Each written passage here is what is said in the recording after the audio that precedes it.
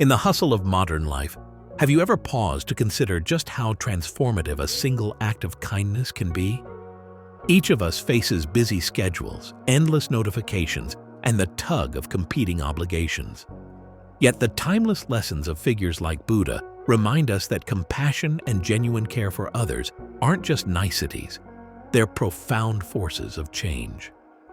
In this journey, we'll explore how kindness, rooted in ancient wisdom, can become the guiding light that reshapes our world, starting with our own hearts.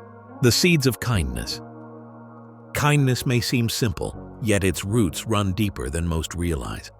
Buddha's early teachings emphasize that the smallest considerate action can reverberate far beyond its initial moment. Imagine offering a genuine smile or a comforting word when someone least expects it. These gentle gestures plant seeds of connection and hope. Over time, these seeds flourish, touching countless lives in unseen ways. In a world awash with social media updates and endless distractions, it's easy to forget the power in these brief human exchanges. Buddha encouraged mindfulness so that we remain present enough to see the tiny, flickering opportunities for compassion each day. By recognizing these openings, we awaken not only our own empathy, but also our capacity for growth. Observing our motives, pausing to ask if our actions stem from genuine warmth rather than pride, can make all the difference between fleeting niceness and meaningful kindness. Once we attune ourselves to the frequency of compassionate intent, we begin to elevate ordinary moments into experiences that nurture both the giver and the receiver. The ripple effect of compassion. While a kind deed might unfold in the quiet space between two people, its influence can cascade through entire communities. Picture a stone tossed into a still pond. The initial splash is small, but the ripples extend outward in widening circles. Buddha understood the expansive nature of kindness, suggesting that each compassionate act creates waves that gently intersect with one another. This chain reaction reveals that no gesture is too trivial to matter. Even offering a few minutes to listen attentively or sending a thoughtful message can brighten another person's perspective, prompting them to share that warmth further. Before long, kindness weaves a supportive network across neighborhoods, workplaces, and online spaces. In a digital age prone to short-lived trends and viral negativity, a simple positive thought or benevolent gesture can pierce through cynicism. By acknowledging that every act of kindness bears the potential to multiply, we affirm our collective responsibility to sustain these waves. In essence, kindness is never private. It flourishes in public, forming an invisible yet potent bond among us all. How kindness transforms the self. It's often said that we become what we practice. If we practice impatience, we cultivate restlessness. If we practice greed, we fuel dissatisfaction. But by embracing kindness, we open up realms of inner transformation that Buddha championed as essential to true liberation. Kindness quiets the incessant demands of our ego, softening the harsh inner dialogue that so often chips away at our well-being. Over time, this shift cultivates a sense of self that is both more confident and more at peace. When we step outside our own bubble to empathize with another's journey, we discover an unexpected byproduct: personal clarity. The desire to be right or to assert dominance melts in the face of genuine human connection. Daily irritations lose their sting as we realign our priorities, seeing the bigger picture of unity and collective growth. With kindness, we also experience a boost in emotional resilience. Life's setbacks and disappointments become less crippling because our focus moves beyond just ourselves. In turn, the kindness we offer the world returns in subtle ways, reinforcing a cycle of mutual uplift, bridging monastic wisdom with modern pressures. In Buddha's time, the pace of life may have been slower, but human emotions and personal struggles were as real as they are today.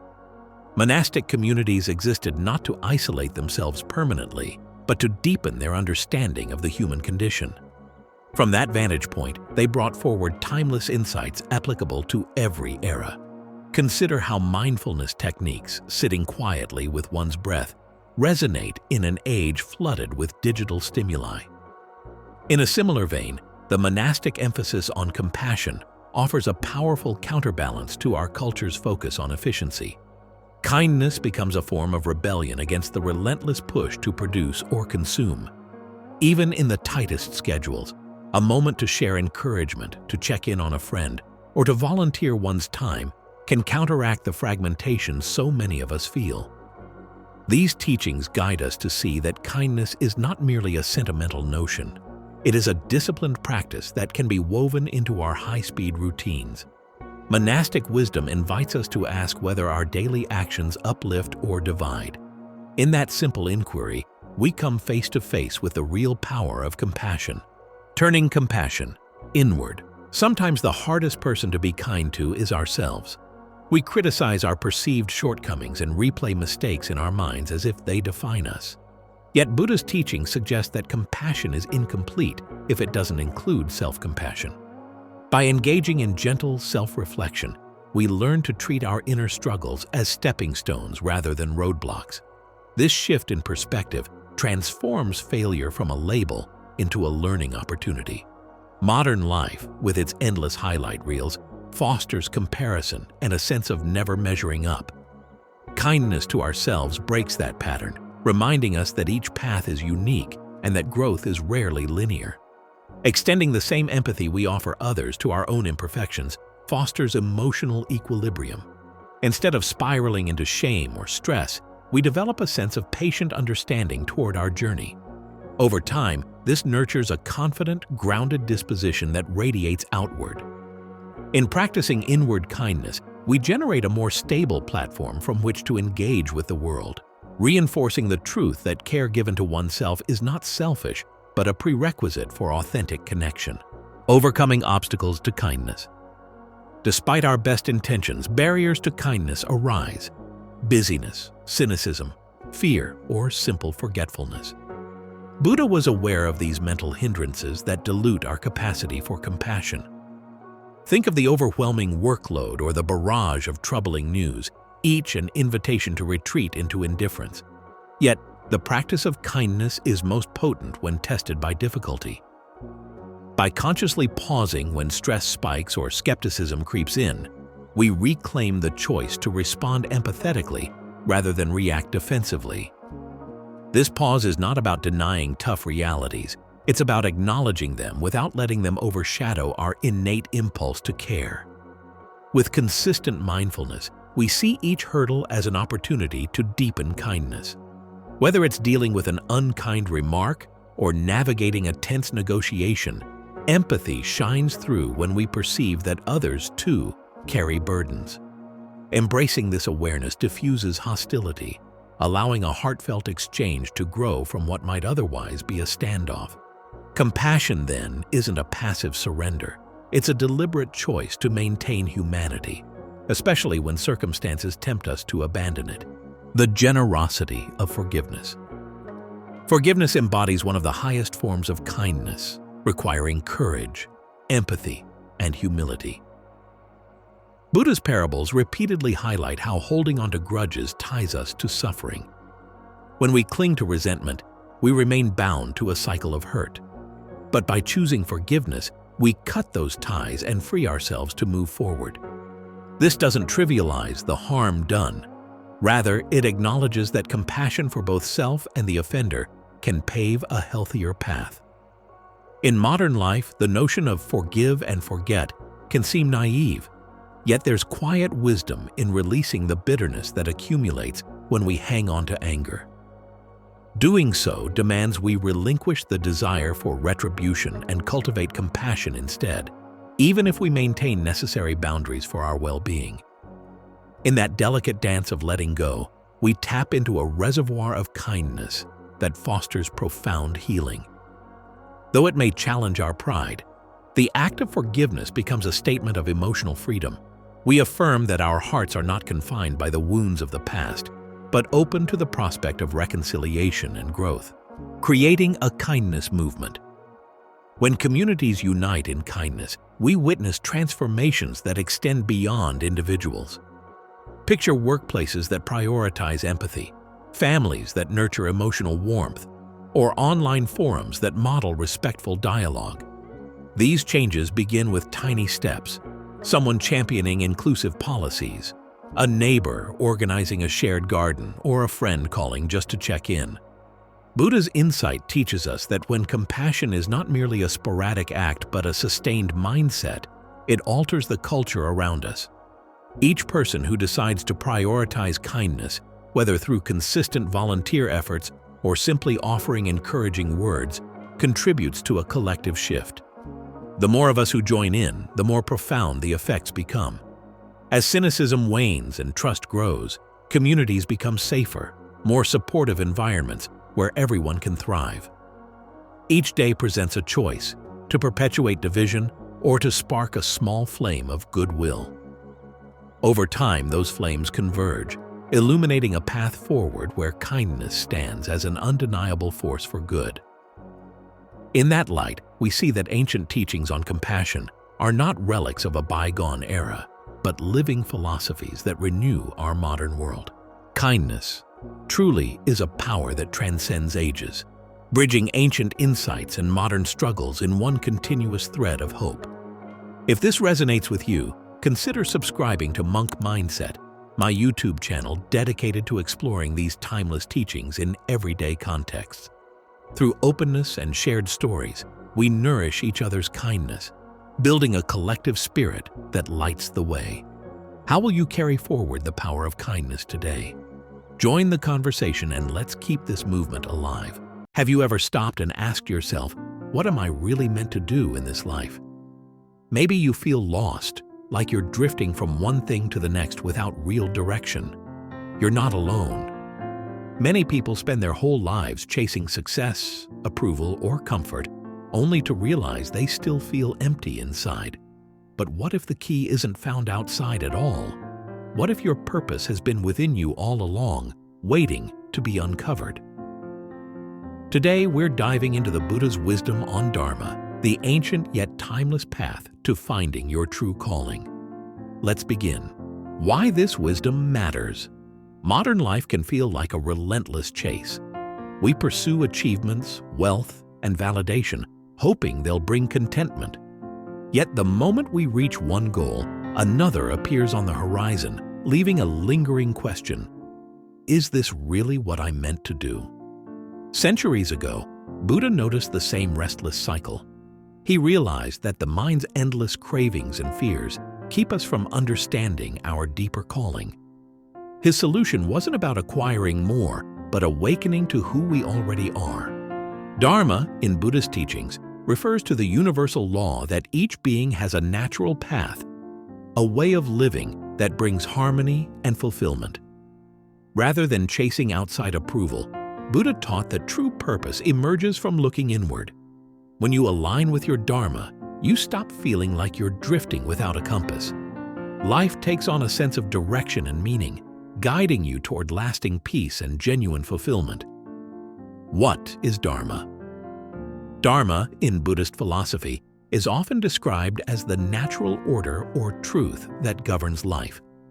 But on a personal level, it's the path that resonates with your deepest self, the calling that aligns with your unique nature and abilities. Siddhartha Gautama discovered his Dharma when he left behind the empty comforts of palace life to seek a higher truth. The process of finding it wasn't about picking a random mission, it was about seeing clearly what he was born to do: lessen suffering in the world. In your own life, Dharma doesn't have to be a grand gesture like renouncing royalty. It could be as simple as using your gifts. Maybe you're a born teacher, a healer, or a creator. The key is feeling an inner click, a sense that what you're doing aligns with your values and talents. Buddha taught that living your Dharma isn't about self-indulgence. It's about participating in the flow of life's natural harmony. The importance of introspection. Many people struggle to find their purpose because they rarely pause to look inward. Buddha spent years in meditation, not to avoid the world, but to truly see his own mind. Through silence and introspection, he uncovered a deeper vision for his life. In our age of ceaseless distractions, carving out time for stillness is more vital than ever.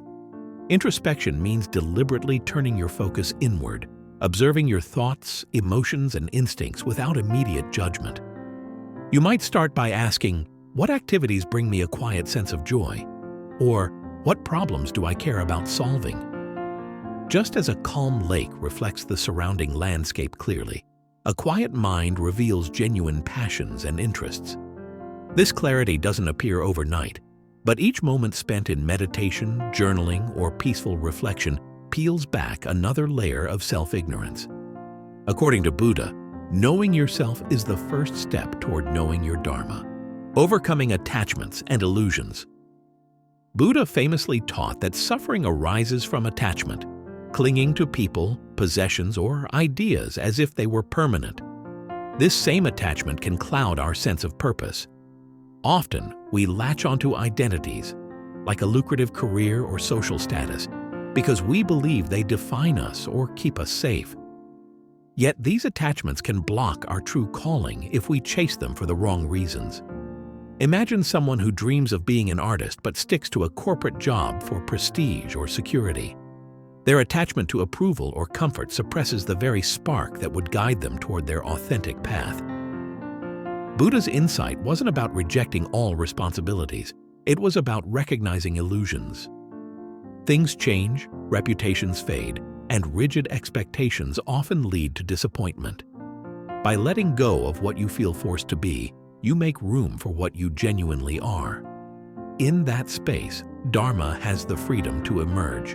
Mindfulness as a key to purpose. Mindfulness isn't just a relaxation technique. In Buddha's life, it was the gateway to self-discovery. When you practice mindfulness, you pay close attention to each moment, your breath, sensations, and thoughts, without judging or altering them. This openness reveals the motivations and desires that typically hide beneath the surface. The more you observe your mind, the more patterns you see, clarifying what truly resonates with you. Consider how often you make decisions on autopilot, influenced by habit or social pressure. Mindfulness disrupts this cycle by shining a light on the reasons behind your choices. Over time, you might notice that certain activities energize you while others drain your spirit. You'll also see which values consistently guide you toward fulfillment. This awareness helps you discern between fleeting impulses and genuine callings. Buddha's quest under the Bodhi tree wasn't about escaping the world. It was about understanding his mind. From that understanding, his purpose naturally unfolded. The role of service in discovering Dharma. When Buddha attained enlightenment, he didn't vanish into solitude.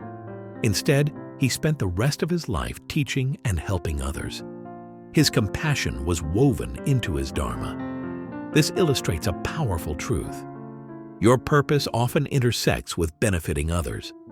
Not because self-sacrifice is required, but because we thrive in community and find deeper meaning through service. Think of someone whose natural talent is cooking. If they keep it to themselves, it remains just a skill. But if they share it, nourishing friends or running a small eatery, they transform cooking into something purposeful. By alleviating hunger or simply bringing people joy, they're living their Dharma. Buddha taught that the highest calling involves a harmony between your gifts and the world's needs. Service helps ensure you're not just chasing personal gratification. Instead, you connect with humanity, experiencing a sense of unity that can't be replicated by purely self-centered goals. Embracing impermanence to find direction. A crucial Buddhist teaching is impermanence, the reality that everything changes. How does this help in finding your purpose? It reminds you that waiting for the perfect time is an illusion. Conditions will never be flawlessly stable, and your interests or circumstances might shift over time. Buddha observed that people often postpone living in alignment with their deeper truths because they're stuck in someday thinking. Embracing impermanence frees you to act now. Yes, your passions may evolve, and that's okay. Dharma isn't a single static point, but a path that flows with life's changes. You might realize that a calling that once defined you no longer ignites the same spark, and that's a natural part of growth. By accepting impermanence, you relieve the pressure to find a lifelong mission carved in stone. Instead, you focus on doing what feels most aligned in the present, letting the journey guide you forward. The middle way, cultivating balance in pursuit of purpose. Buddha's middle way teaches that extremes, whether indulgence or denial, rarely lead to lasting peace. This principle applies to finding purpose as well.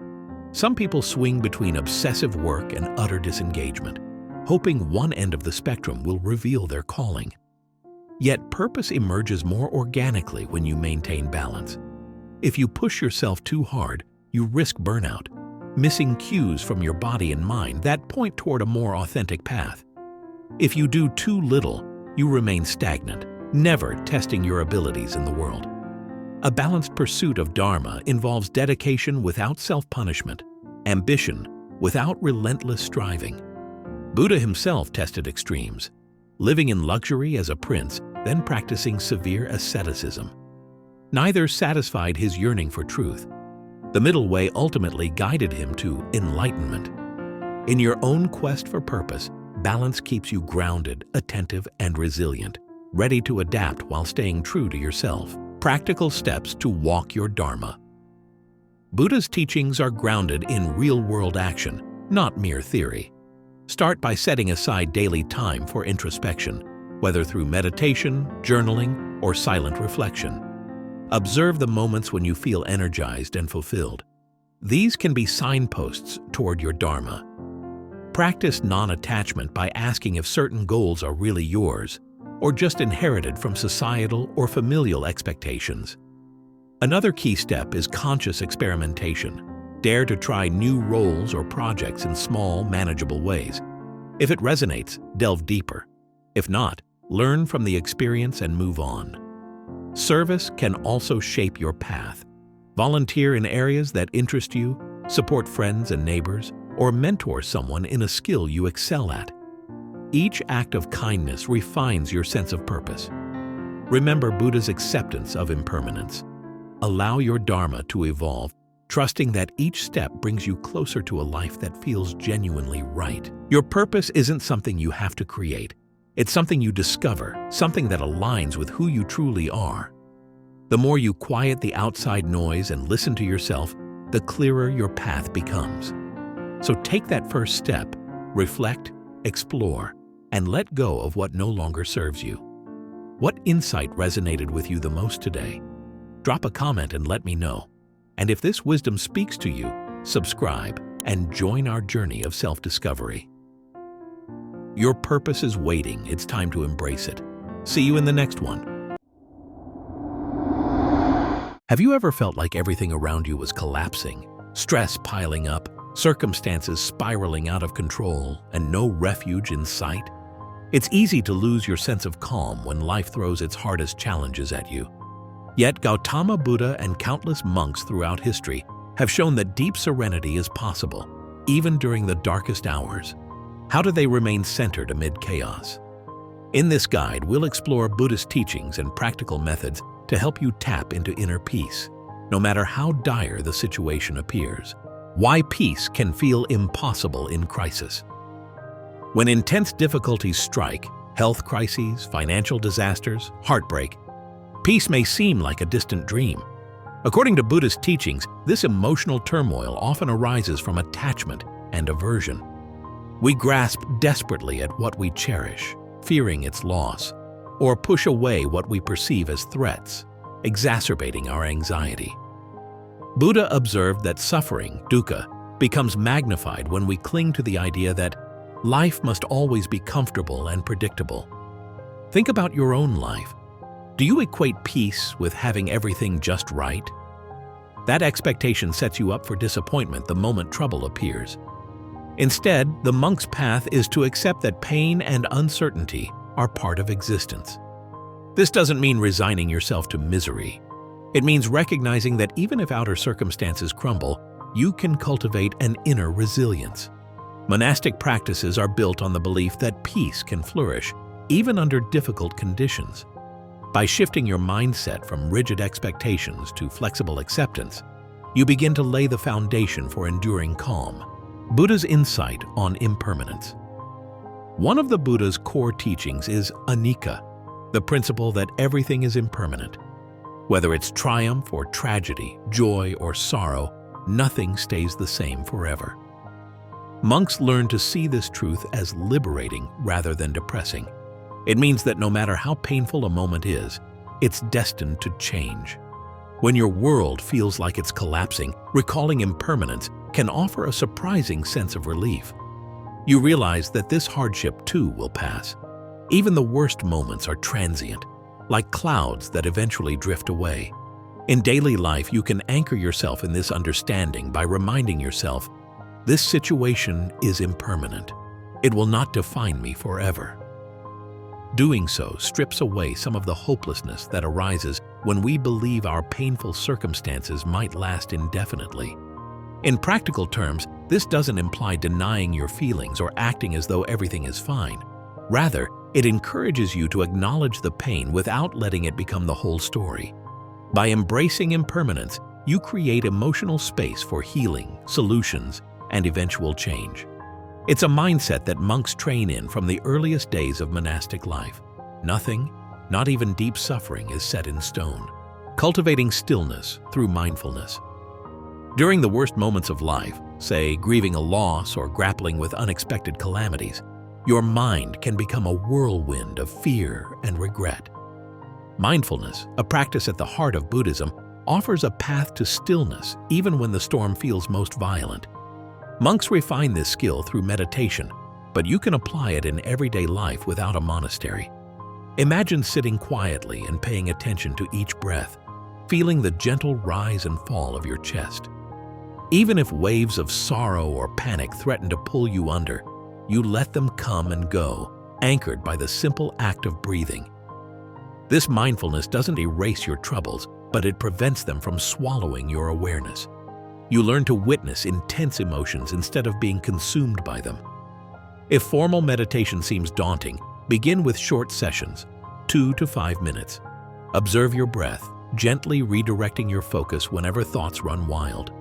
Over time, you'll find that these moments of calm become a refuge, allowing you to remain level-headed and compassionate toward yourself, even under extreme stress. In this sense, mindfulness becomes your inner lighthouse, guiding you through life's darkest nights. The middle way, avoiding extremes of despair and denial. Buddhism teaches the middle way, which emphasizes balance rather than swinging between extremes.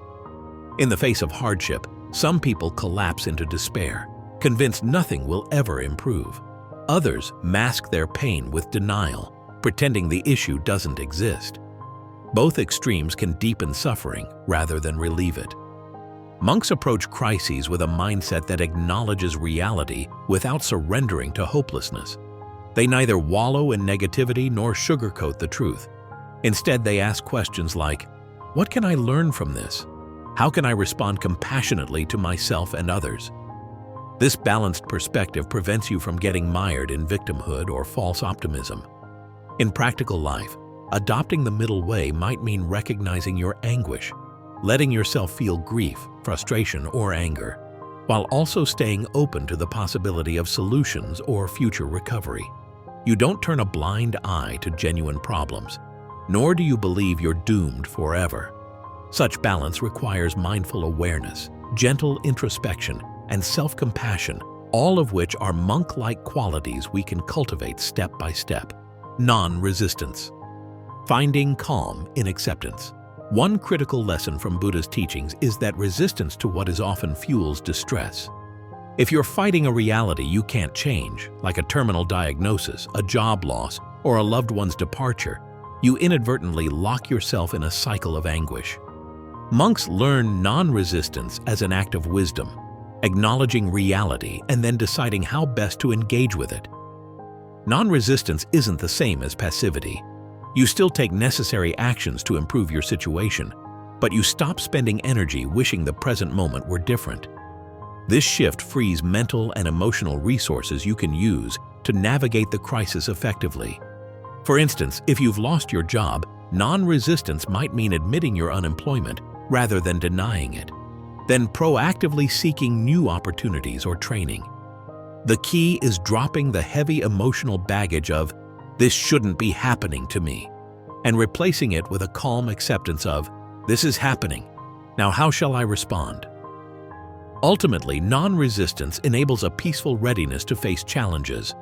By relinquishing futile struggles against reality, you open the door to constructive problem-solving. This approach echoes the monastic way: observe life's flow, accept it, and act wisely within that flow to minimize suffering. Compassion, the unlikely antidote to anguish. When life seems unbearably hard, compassion might be the last thing on your mind. Yet Buddha taught that compassion is a potent remedy for inner turmoil. Monks deeply integrate compassion into their daily routines, not just toward others, but also toward themselves. They see suffering as a universal human experience, something that connects us rather than isolates us. If you're consumed by your own troubles, reaching out to help someone else, even in a small way, can shift your perspective from "why me" to "we're all in this together." This doesn't trivialize your pain, rather, it reveals that empathy and kindness can alleviate it. Moreover, turning compassion inward, acknowledging your own vulnerability with gentleness, helps dissolve guilt or shame for feeling distressed. Instead of berating yourself for not being strong, you respond with self-kindness. Monks often practice metta, loving-kindness meditation, silently wishing happiness and peace for all beings, including themselves. You can adapt this by spending a few minutes each day offering compassionate thoughts to yourself. May I find peace. May I be safe. May I be free from suffering. Over time, this heartfelt empathy increases your capacity to remain at peace, even in circumstances that seem to crush the spirit. Practical exercises for peace in crisis. While the Buddhist principles above are powerful, putting them into action is what makes the difference. Consider these practical steps to maintain equanimity when crisis strikes. Start with grounding breath by taking slow, deep inhalations, counting each one up to 5, then doing the same with exhales. This simple routine activates your parasympathetic nervous system, easing panic or overwhelm. Next, practice naming emotions. Silently label what you're feeling: anger, fear, sorrow, without judging yourself. This mindful naming reduces the intensity of emotions. Then do one task at a time. In the thick of chaos, pick a single constructive activity, such as making an important phone call or tidying a small corner of your space, and give it your full attention. A small sense of accomplishment can break through paralysis. Consider reflective journaling to write down your thoughts, fears, and feelings. Monks often transcribe sutras. Similarly, journaling offers a reflective pause that clarifies tangled emotions. Lastly, take loving-kindness breaks whenever anxiety peaks. Pause for a quick metta meditation, silently repeating, "May I be peaceful, may I be well." This fosters immediate calm. Each exercise reinforces the monk-like mindset of clarity, presence, and compassion. Over time, these small interventions add up, transforming the way you navigate even the toughest situations. Moving forward with monastic calm. As you apply these Buddhist-inspired tools, remember that peace isn't a one-and-done achievement. It's a continual practice, nurtured every day, especially under adversity. Monks view each crisis as an opportunity to deepen their understanding of suffering and sharpen their compassion. You too can choose to grow from hardships rather than be broken by them. Part of moving forward peacefully is acknowledging that the journey won't always be smooth. Even seasoned monks admit moments of doubt or sadness.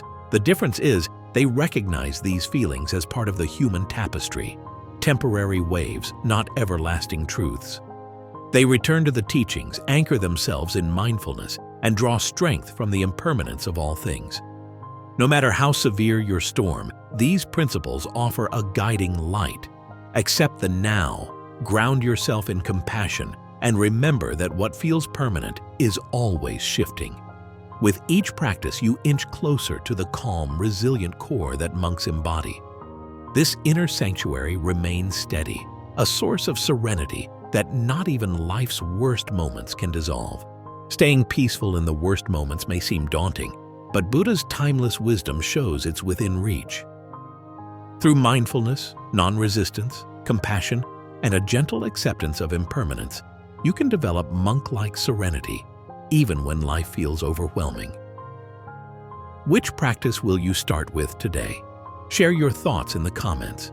And if you found this helpful, like, share, and subscribe to our YouTube channel, Monk Mindset, for more insights on living with wisdom, resilience, and deep inner peace.